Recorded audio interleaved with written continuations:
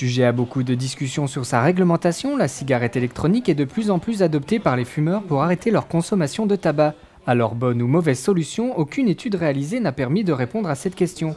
En revanche, les témoignages de fumeurs ayant stoppé le tabac se multiplient sur la toile. J'ai jamais dit c'est sevrage. C'est pas connu mondial. C'est pas un pays encore qui connaissait le produit comme un sevrage. C'est pas pour arrêter de fumer. Parce que c'est le même geste, sensation, nicotine, occupe la main et crache le vapeur au fumée. C'est le même vice que la cigarette. Mais c'est pas cancérigène parce que c'est pas la nocivité, le charbon, le goudron, le chaleur, la cigarette. C'est ça le problème, c'est le feu. Tu enlèves le feu, tu enlèves le problème.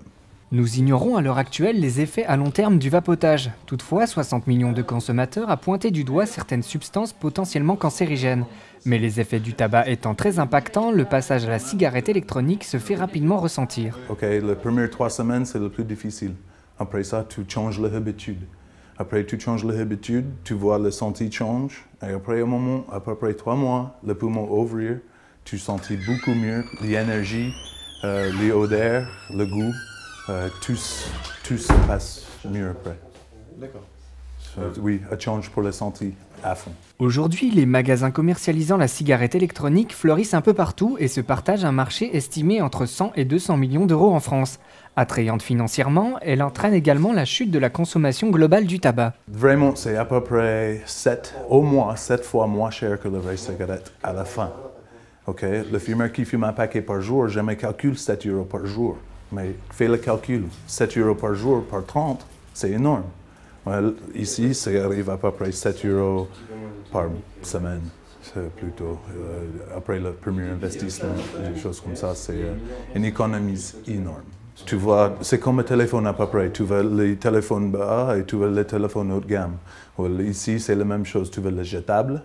Tu trouves plutôt partout maintenant à 10-15 €.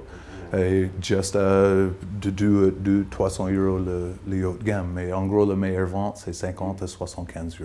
Fini la cigarette standard, les modèles sont personnalisables et il y en a pour tous les goûts et toutes les bourses. D'aspect différents, elles fonctionnent toutes de la même manière, une batterie, une cartouche contenant le liquide et une résistance permettant sa vaporisation. Maintenant, c'est le modèle, la qualité, où il est fabriqué. Tu vas fabriquer en Chine, Allemagne, tu vas aux États-Unis, tu vas plusieurs maintenant qui fournissent le produit, mais c'est comment se coûte la qualité du produit dedans, le cerveau, la technologie. Maintenant, tu règles la puissance. C'est vraiment, c'est grandi.